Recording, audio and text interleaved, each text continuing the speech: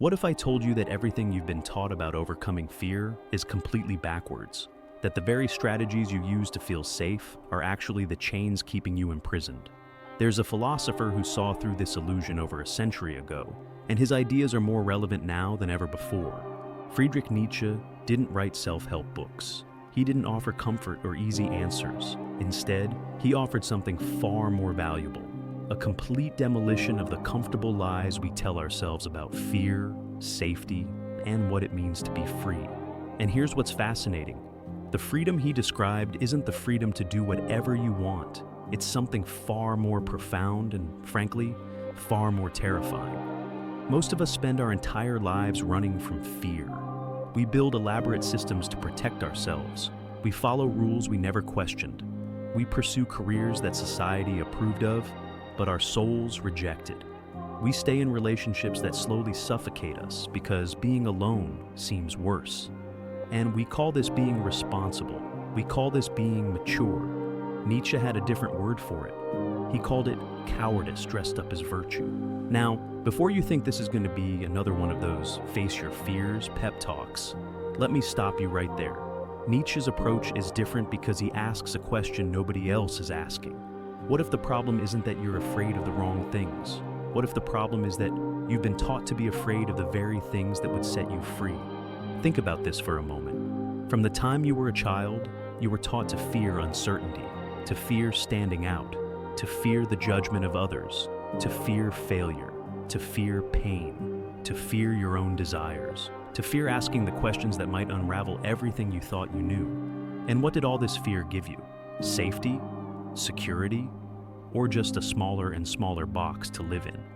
Here's where Nietzsche gets interesting. He noticed something that most people miss entirely. The things we call moral or good are often just socially acceptable ways of running from fear. When you sacrifice your own dreams to make your parents happy, we call that being a good son or daughter. But what if it's actually just fear of disappointing them? When you stay quiet about your real opinions to avoid conflict, we call that being diplomatic. But what if it's just fear of standing alone? When you follow the path everyone else is following, we call that being sensible. But what if it's just fear of the unknown? Nietzsche called this slave morality. And before you get defensive, hear him out. Slave morality isn't about being literally enslaved. It's about being enslaved by fear and then creating an entire moral system to justify that enslavement. It's when we take our fear and weakness and turn them into virtues. It's when we say, I'm not ambitious, instead of, I'm afraid to try. It's when we say, I'm humble, instead of, I'm afraid to claim my power. It's when we say, I'm content with what I have, instead of, I'm terrified of wanting more and failing to get it. Now, here's where this gets really uncomfortable. Nietzsche isn't saying you should become selfish or cruel. He's saying something much more radical. He's saying that most of what you call morality is actually a sophisticated form of self-betrayal. You've learned to feel good about your fear. You've learned to feel virtuous about your chains. And the scariest part, you've forgotten you're even wearing them. So, what does freedom actually look like in Nietzsche's vision? This is where things get wild. True freedom, according to Nietzsche, begins with something he calls amor fati, love of fate. And no, this isn't some mystical idea about accepting whatever happens with a peaceful smile. It's something far more intense than that. Amor fati means looking at everything in your life, every trauma, every failure, every moment of pain and humiliation, every regret, every loss, and saying, I wouldn't change a single thing.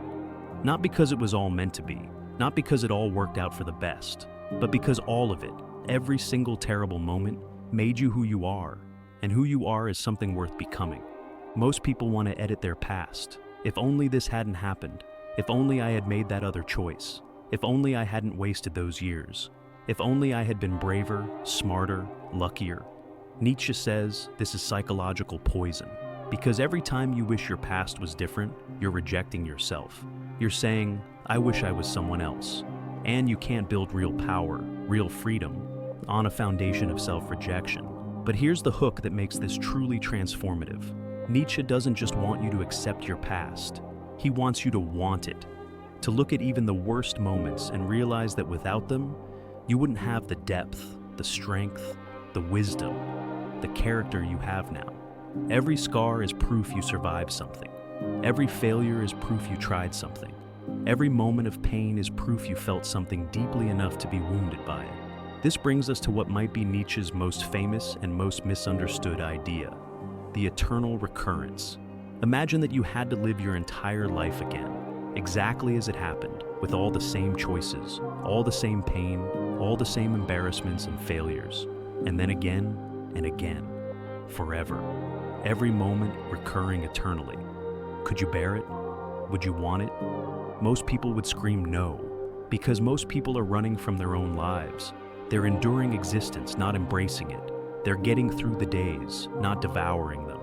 But Nietzsche says, this is the ultimate test of whether you're actually free. If the thought of living your life over and over fills you with dread, you're not free. You're trapped in a life you don't actually want.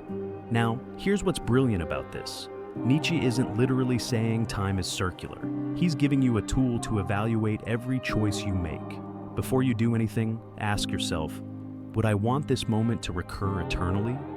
Would I choose this again and again forever? If the answer is no, then why are you choosing it now? What fear is making you settle for a life you wouldn't want to live twice? This is where the real freedom begins. Not in having no constraints, not in doing whatever you want, but in making every choice so fully, so intentionally, so aligned with who you really are, that you would happily live it over and over forever. That's not escaping fear, that's transcending it entirely. But Nietzsche knows something that most philosophers ignore. You can't become free all at once. You can't just decide to stop being afraid and then wake up transformed. Freedom is something you create through a process he calls becoming who you are. And yes, that phrase sounds paradoxical.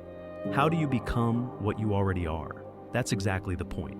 You're not already who you are. Right now, you're a collection of other people's expectations, society's programming, traumatic reactions, inherited beliefs, and unconscious patterns. The real you, the free you, the powerful you, is buried under all of that. Becoming who you are means excavating yourself. It means peeling away every layer that isn't actually you until you reach something solid and real. This is terrifying work because it means questioning everything. Every belief you inherited from your parents, every value your culture installed in you, every rule you follow without knowing why, every goal you're chasing that someone else chose for you. Nietzsche calls this process the revaluation of all values. You have to audit your entire life and ask, what here is actually mine? What did I choose versus what was chosen for me? And here's what most people discover when they do this honestly. Almost nothing in their life was actually their choice. They're living someone else's dream, following someone else's path, pursuing someone else's definition of success. And they're exhausted and empty because you can't find fulfillment in a borrowed life. So, what do you do with this realization? This is where Nietzsche introduces one of his most powerful concepts, the will to power. Now, forget everything you think you know about this phrase. Nietzsche isn't talking about dominating other people. He's talking about something internal. The will to power is the drive to overcome yourself, to become more than you are, to create, to grow, to expand your capacities. Everything alive wants to grow. A tree doesn't just want to survive, it wants to reach higher, spread wider, become more tree. You're the same way, except you've been taught to suppress this drive. You've been taught that wanting more is greedy, that ambition is selfish, that standing out is arrogant. So you've learned to make yourself smaller, to want less, to be satisfied with less. And you call this humility or contentment, but it's actually just slow death. The will to power is your life force asserting itself. It's the part of you that wants to create something meaningful, to develop your abilities, to test yourself against challenges, to leave a mark on the world that says, I was here and I mattered. When you suppress this drive, you don't become more moral or more spiritual. You just become resentful and bitter and secretly envious of everyone who didn't cage themselves the way you did. Nietzsche saw that most human suffering comes from this internal civil war. You have this drive to grow and create and become more, but you've been taught to treat it like it's something shameful. So you suffocate your own vitality and then wonder why you feel dead inside. You wonder why nothing excites you anymore, why everything feels meaningless. Nietzsche would say, you're experiencing the logical consequence of betraying your own life force. This connects to one of his most provocative ideas: God is dead. Now, whether you're religious or not, hear what he's actually saying. He's not celebrating. He's not being edgy. He's diagnosing a cultural crisis. For thousands of years, people had an external source of meaning. God said what was right and wrong. The church said what life was for. Tradition said who you should be. And then modernity came along and dismantled all of that. Science replaced faith. Individualism replaced tradition. Progress replaced eternal truths. But here's the problem. We killed the old system of meaning without creating a new one. We're like someone who burned down the house they hated without realizing they still need shelter. So now we're living in the ruins, trying to pretend we're fine, but secretly feeling like nothing matters. This is what Nietzsche calls nihilism, the creeping sense that if there's no cosmic purpose, then everything is pointless. Most people respond to this in one of two ways. They either cling desperately to the old beliefs, even though they don't really believe them anymore, or they embrace a kind of passive nihilism, where they just pursue pleasure and comfort and try not to think too hard about the meaninglessness of it all. Nietzsche says both responses are forms of weakness. Both are ways of running from the real challenge. The real challenge is this: can you create your own meaning, not discover it, not find it, create it? Can you look at a universe that doesn't care about you and say, fine, I'll give my own life purpose. I'll decide what matters. I'll create values worth living by. This is what Nietzsche calls active nihilism. Instead of being crushed by meaninglessness, you use it as raw material to build something new. This is the ultimate form of freedom and the ultimate responsibility.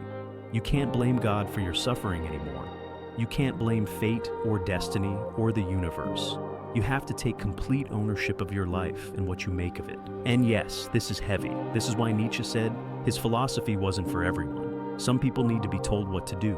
They need external authorities to give them purpose, and that's fine. But if you want actual freedom, you have to be willing to become your own authority. So let's get practical for a moment. How do you actually live this? How do you move from understanding these ideas intellectually to embodying them? Nietzsche would say, it starts with radical honesty. You have to stop lying to yourself. Stop pretending you're happy when you're not. Stop calling your fear wisdom. Stop justifying your chains as choices. You have to look at your life exactly as it is and admit what you've been avoiding. For most people, the biggest lie they tell themselves is that they're free. They'll say, I could leave this job if I wanted to, but they never do. They'll say, I could speak my mind, but they never do. They'll say, I could pursue my dreams, but they never do. These are comfort lies. They let you feel like you have options while never actually taking them. Real freedom means actually doing the thing, not just maintaining the illusion that you could. Here's a question Nietzsche would ask you. What are you afraid other people will think if you lived according to your own values? Really sit with that, because that fear, that's where your chains are. Every time you modify your behavior based on what others might think, you're betraying yourself. Every time you choose safety over authenticity, you're making yourself smaller, and eventually, you become so small that you forget you were ever capable of being large. Nietzsche talks about the Übermensch, often translated as the overman or superman. This isn't about being superior to other people. It's about being superior to your former self. It's about continually overcoming who you were yesterday. Most people plateau. They reach a certain level of comfort or competence and then they stop growing. They spend the rest of their lives maintaining what they built in their 20s. The Übermensch never stops creating themselves. They never arrive, they're always becoming. Think about what that means for fear. When you're constantly growing, constantly creating new versions of yourself, fear becomes irrelevant. You're not afraid of failure because failure is just information. You're not afraid of judgment because you're not attached to any fixed identity that could be threatened. You're not afraid of uncertainty because uncertainty is where growth happens. Fear loses its power when you stop trying to preserve something. And that's the final piece of Nietzsche's vision. Most fear is about preservation. Fear of losing what you have. Fear of losing who you think you are. Fear of losing people's approval. Fear of losing your status or security or sense of control. But you can't preserve anything. Everything changes. Everything ends. Everyone dies. Trying to hold on to anything is like trying to stop the ocean with your hands. So, Nietzsche offers a different approach. Don't try to preserve, create. Don't try to protect what you have. Become something more. Don't try to avoid loss. Embrace it as part of the process. The only way to live without fear is to stop having anything to lose. And the only way to have nothing to lose is to see your entire life as an act of creation rather than preservation. This is why Amor Fati matters so much. When you love everything that happens, when you want your life exactly as it is, you become invincible. Nothing can threaten you because you're not resisting anything. Nothing can defeat you because you're not trying to win. Nothing can hurt you because you've accepted pain as part of the texture of a fully lived life. This isn't passivity. It's the opposite. It's being so fully alive that you embrace everything life brings. Nietzsche once wrote, "The secret of the greatest fruitfulness and the greatest enjoyment of existence is to live dangerously, not recklessly, dangerously," which means living in a way where you could lose everything, where you're fully exposed, where you're creating something that matters enough that its failure would devastate you. Because here's what he understood. The only life worth living is one where the stakes are real. Most people minimize their stakes. They play it safe. They protect themselves from loss by never fully investing in anything. They never love completely because they don't want to risk heartbreak. They never pursue their real dreams because they don't want to risk failure. They never speak their truth because they don't want to risk rejection. And then they wonder why life feels empty. It's empty because you emptied it. You removed all the danger and meaning along with it. So here's what living without fear actually looks like in Nietzsche's vision. It's not that you never feel afraid. Fear is a natural response to uncertainty and danger. But you don't let fear make your choices for you. You feel the fear and you make the choice that aligns with who you want to become. You let your will to power be stronger than your will to safety. You let your desire for growth be stronger than your desire for comfort. You let your commitment to becoming who you are be stronger than your need for approval. And yes, this will cost you things. People who are invested in your smallness will be threatened by your growth. Systems that benefit from your compliance will push back when you stop complying. Parts of yourself that are attached to comfort will resist every step toward danger. This is why Nietzsche's philosophy isn't comforting. It's not supposed to be. Comfort is what you need to escape from. True freedom is the freedom to create your own values and live by them, regardless of what anyone else thinks. It's the freedom to want your life exactly as it is, while simultaneously wanting to create something more. It's the freedom to look at pain and failure and loss and say, this too is part of my story, and I wouldn't erase a word of it. It's the freedom to live so fully that if you had to live your life over and over forever, you'd embrace it with joy. This is Nietzsche's gift, not a system to follow, not a set of rules to obey, but a challenge, a question. Are you actually living, or are you just managing your fear well enough to get by? Because there's a version of you that could exist, a you that's more powerful, more creative, more alive, more free than you can currently imagine. And the only thing standing between who you are and who you could become is your willingness to let go of every comfortable lie you've been telling yourself about why you can't. So, here's how this ends, not with a summary, not with steps to follow, but with a question only you can answer. If you had to live your life again, exactly as it's been so far, would you want to? And if not, what are you going to do about that? Because every moment you have left is another chance to create something worth repeating. Nietzsche isn't offering you peace. He's offering you power. The power to stop being afraid. The power to stop apologizing for existing. The power to create yourself exactly as you choose. That's absolute freedom. And it's yours the moment you're brave enough to claim it.